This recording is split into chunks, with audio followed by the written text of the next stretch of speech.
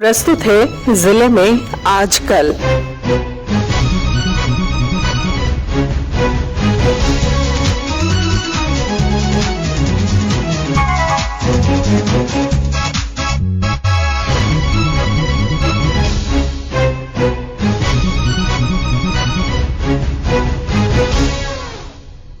इस अंक में आप सुनेंगे गढ़वा जिले की ताजा गतिविधियों पर हमारे संवाददाता की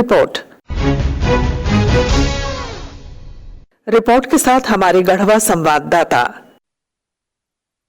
गढ़वा जिले में विधानसभा चुनाव संपन्न होने के बाद विजयी प्रत्याशियों का मतदाताओं को बधाई देने का सिलसिला अभी तक चल रहा है। जैसा कि मालूम है कि इस विधानसभा चुनाव में भरनाथपुर विधानसभा क्षेत्र से इंडिया गठबंधन के झामुमो प्रत्याशी अनंत प्रताप देव भाजपा प्रत्याशी भानु प्रताप शाही को हराकर विजयी हुए हैं। वहीं गढ़वा विधानसभा क्षेत्र से भाजपा प्रत्याशी सत्येंद्र नाथ तिवारी झामुमो उम्मीदवार मिथिलेश कुमार ठाकुर को पराजित कर विजयी हुए हैं। चुनाव परिणाम आने के बाद हमने भरनाथपुर क्षेत्र से विजयी प्रत्याशी झामुमो के अनंत प्रताप देव से जब प्रतिक्रिया जानने का प्रयास किया तो उन्होंने कहा कि हमारे जो कार्यकर्ता हैं और इस क्षेत्र की जनता ने बदलाव का मूड बनाया था, इसलिए हम लोग तमाम क्षेत्रवासियों को और तमाम हमारे कार्यकर्ता जो हमारे साथीगण हैं झारखंड मुक्ति मोर्चा के, इंडिया गठबंधन के, मैं तमाम लोगों को बहुत बहुत बधाई देना चाहता हूं। जो इसी तरह गढ़वा विधानसभा क्षेत्र से राज्य के कैबिनेट मंत्री रहे झामुमो प्रत्याशी मिथिलेश कुमार ठाकुर को हराकर विजयी बने भाजपा उम्मीदवार सत्येंद्र नाथ तिवारी से जब प्रतिक्रिया ली तो उन्होंने पूरे विधानसभा चुनाव पर अपनी प्रतिक्रिया व्यक्त की।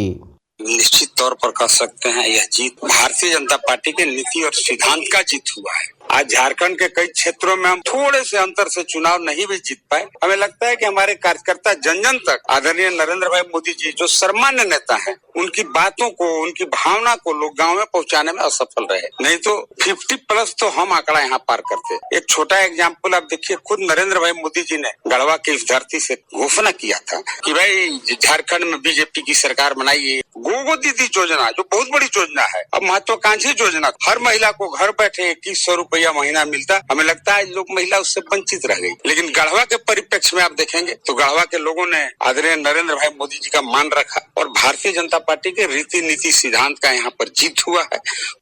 गढ़वा जिले में पिछले दिन नाबालिग बच्चों की सुरक्षा और उनके विकास पर 2 दिवसीय सेमिनार का आयोजन किया गया। गढ़वा व्यवहार न्यायालय में झालसा और नालसा के निर्देश पर जिला विधिक सेवा प्राधिकार गढ़वा द्वारा इस सेमिनार का आयोजन किया गया था। सेमिनार में लोगों को संबोधित करते हुए जिला प्रधान जिला एवं सत्र न्यायाधीश नलिन कुमार ने मुख्य अतिथि के रूप में विस्तार से नाबालिग और अनाथ बच्चों की सुरक्षा पर लोगों को नियमों की जानकारी दी। बच्चे जो या तो क्राइम किए हो, नोटल एलिगेशन, या जो क्राइम के विक्टिम, इनके बारे में बता रहे थे क्योंकि पॉक्सो चेक किया हमारे टीचर वन साहब। और फिर जो इन दोनों में से न हो लेकिन को आवश्यकता है प्रोटेक्शन का, जो डेस्टिट्यूट है, जो अनाथ है, जिनका कोई देखने वाला नहीं है, इन सभी वर्गों के लिए एक कानून भी बना। उसके लिए कानून कैसे इम्प्लीमेंट हो, उसके लिए संस्थाएं बनी, जुवेनाइल जस्टिस कोर्ट बना, चाइल्ड वेलफेयर कमेटी बनी। इन सबों को एक्टिवेट किया गया और हम लोगों के देखते देखते धीरे धीरे इनको सशक्त किया गया। तो एक ग्रेजुअल प्रोसेस है जो हम लोगों को देखते देखते पिछले 25-30 वर्षों में बहुत सशक्त हुआ है और आज सही मायने में देखा जाए तो इसका फल समाज को मिलना शुरू हो गया है। जिले में इस समय ठंड काफी बढ़ गया है। इस समय गढ़वा और आसपास के क्षेत्र का तापमान गिरकर 10 डिग्री पर आ गया है। इससे रात में कड़ाके की ठंड पड़ने लगी है। ठंड का लोगों की दिनचर्या पर पूरी तरह असर पड़ा है। मौसम विज्ञान विभाग के मुताबिक दिसंबर महीने में कड़ाके की ठंड पड़ने का पूर्वानुमान है। विनोद कुमार पाठक, आकाशवाणी समाचार, गढ़वा।